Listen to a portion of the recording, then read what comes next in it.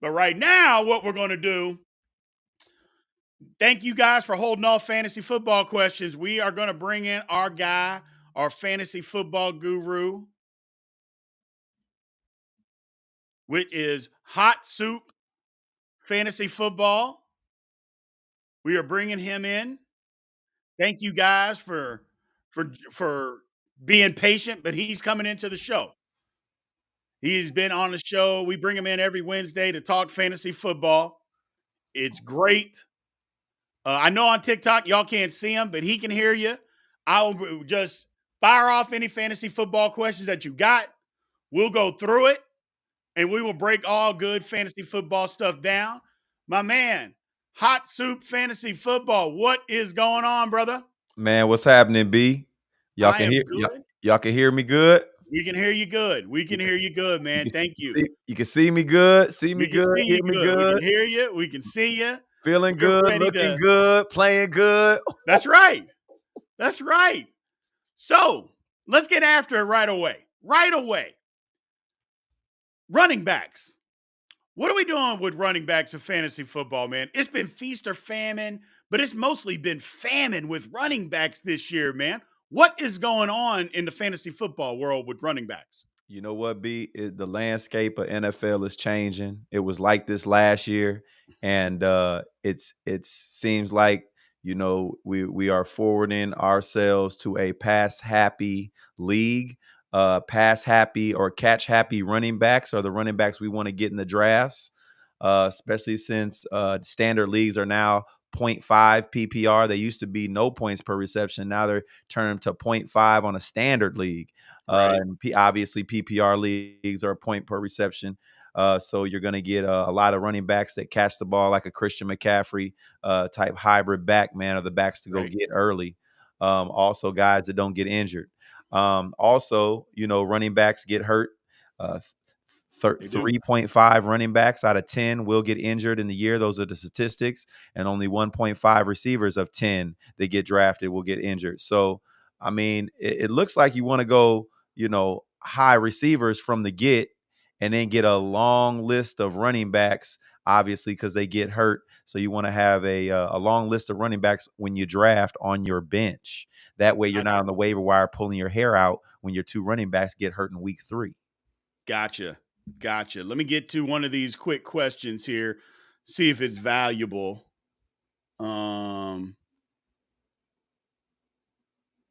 Somebody said, should they trade Puka and Devontae for CD and Olave? Yes.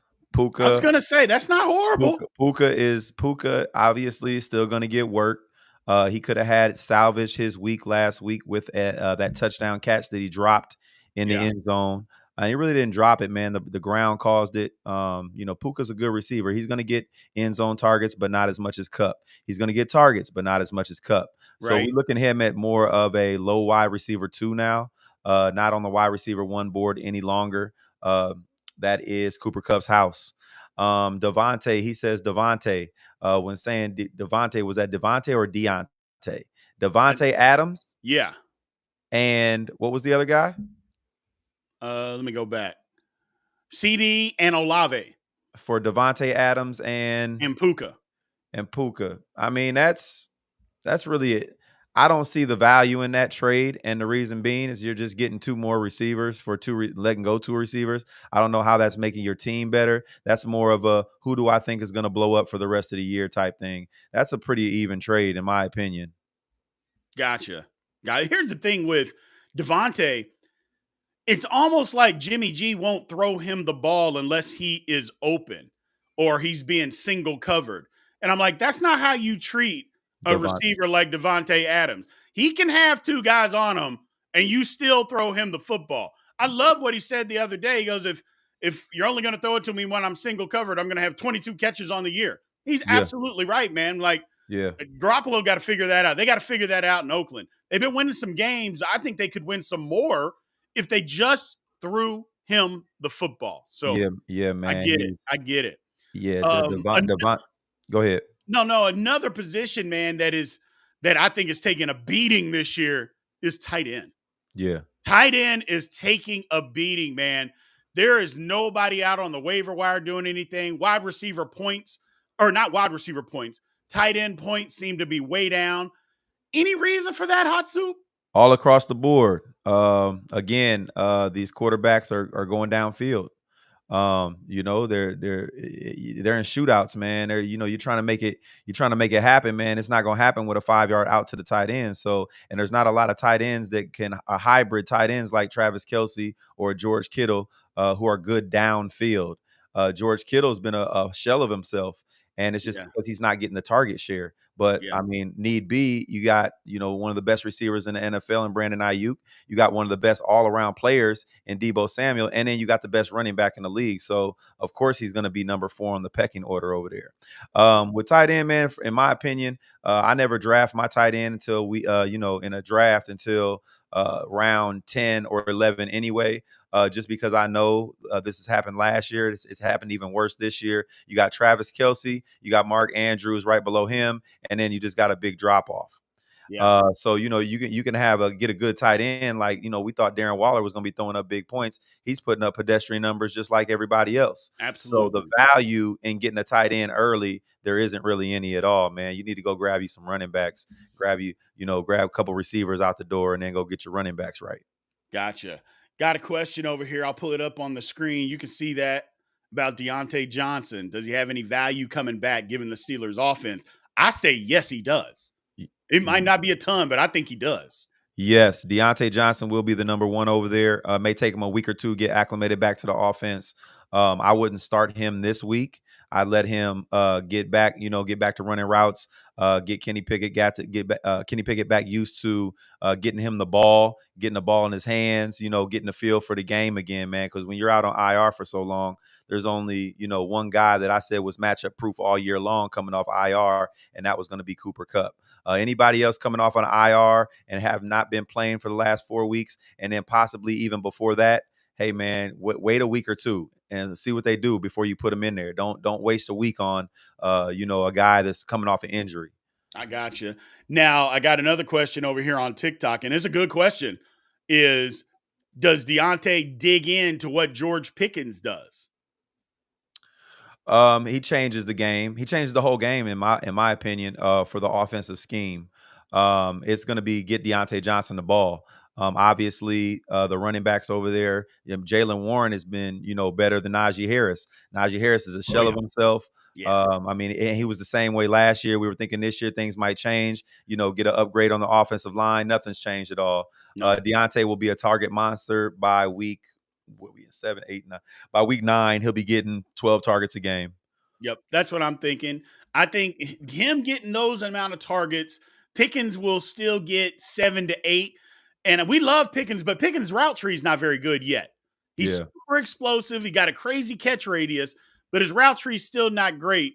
And that's why I was telling people at the beginning, Deontay Johnson is still the best receiver that the Steelers have. Yes, So he when is. he comes back with his ability to separate, I mean, he's going to be open. It's Yeah. just flat out. He's going to be open. So I had him. I had him on the IR. I'm doing exactly what you said. I'm not going to put him back in this week, but in a couple Yeah. weeks, I'm going to put him back in.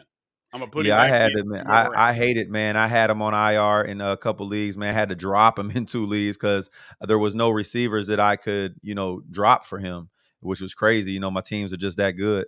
Right. Been working the hell at that waiver wire and my trade and doing a lot of trades as of recent. So Gotcha. yeah, man, with Deontay Johnson, he's gonna be the man over there. Pickens is a hell of an athlete, but he, like you said, he's not gonna be getting open like Deontay Johnson. Deontay Johnson's a way better route runner. It's Yeah. like having Devontae Adams is a hell of a route runner and Yeah. he's a hell of a receiver and athlete. So, you Yes. know, Let's see here.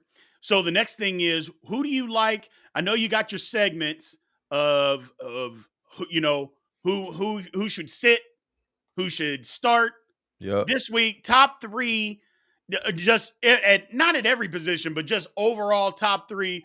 Who should you put in your lineup this week, Hatsu? This week, man, Drake London was my number 1, man. He just came off a 12 target game, over 100 yards receiving. His past 4 games, he's almost got 40 targets. So this guy right now is coming along where he might be a 15 target guy, from now until the end of the season. Ritter has been looking good. Drake London is my number one. They're also playing Tampa Bay, who is ranked 25th against the receiver this week.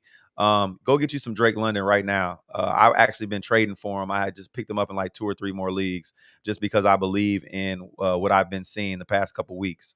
Number 2, I would get Marquise Brown in your lineups. He's going against the 31st ranked defense in Seattle versus the receiver. They are pie over there, man. They're giving up a gang of yards to receivers, and Marquise Brown has also been a target monster over there in that offense.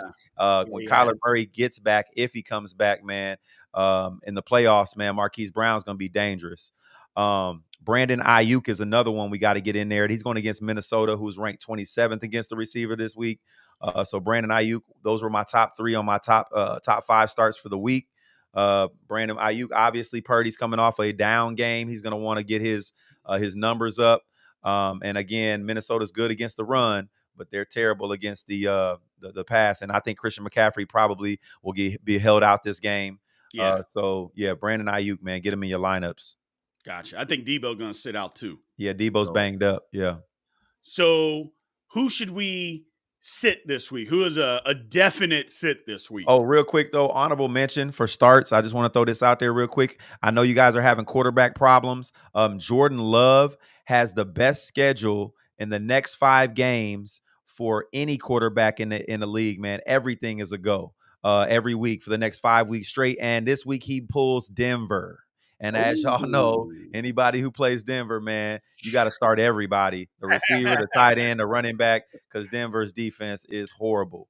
Ranked 31st against the QB right now. So if Jordan Love is on your waiver wire still, which I got him this week in about 7 leagues, man. So I picked him up. He was out there in like 13 of the 23 leagues I got. He was out there just chilling on the waiver wire. Jordan I got you. Love. Yeah, so go grab him. Sits. Top 5 sits this week. You guys see what Kirk Cousins did last week. Had the worst game of his year. Damn near looked like the worst game of his career. Threw up 185 and a touch with no Justin Jefferson. He's going against the San Francisco defense, ranked 4th against the quarterback right now overall in the league. He's coming off a terrible game against the worst defense against the quarterback in the league in the Chicago Bears. He did that against. So my point is he's going against a way better defense this week. There is no Justin Jefferson. Right. I mean, Madsen's not doing the best. Minnesota is pumbling, man. They're tanking. And if y'all start Kirk Cousins, you're going to be mad at yourselves. Got it. Najee Harris, another one we just talked about. The past couple weeks, Jaylen Warren has been getting more work than Najee Harris, and he is also the 3rd down back. Najee Harris is just not getting it done. Until he shows us something, a spark, something. He can't even get in the end zone. And this is Najee Harris. This guy is 6'3", 230 pounds. Like, he should be falling into the end zone on a regular basis. And it's just not happening this year. He's looking slow, lethargic. Man, get him out your lineups, man. I've seen him on the waiver wire. I just picked him up off the waiver wire off a name value only, but I'm gonna let him sit on my bench, man, and see what happens. Right. Number Gotcha. three is going to be Chris Godwin. Chris Godwin's going against Atlanta. They're ranked 5th against the receiver. I think this is going to be, they got to get Evans back cooking right now. I don't see Chris Godwin having a great game against Atlanta this week. I see that as a big run game for Atlanta, meaning they're Right. going to hold the ball longer. So get Chris Godwin out your lineup. Gotcha. So I got a question over here on TikTok. They said Brian Robinson versus the Giants or Jerome Ford versus the Colts. Brian Robinson. Yeah. I think Brian Robinson is the clear number 1. Yeah, well, this is the thing. Jerome Ford, man, has been giving up lots of work to Kareem Hunt. Kareem Hunt. Kareem Hunt was looking good. You look good. Kareem Hunt was looking good. Like, hold up. Like, he was on the couch. He was on the couch looking for a job. He got his job. It looked like he's been really, really digging in, trying to make a name for himself over there. And he has already been in that offense and knows the offensive playbook. My forecast is Kareem Hunt taking over the number 1 over Jerome Ford, and Jerome Ford will be, simply number 2. That's what I see coming in the next couple weeks. I gotcha. Um, so let's see. We covered running backs. We're covering starts and sits, um, tight ends. Anybody on the waiver wire this week, Hot Soup, that's in the receiver room? Rece- Anybody that's on the waiver wire for receivers that if they're out there, you got to pick them up. Rasheed Rice, man.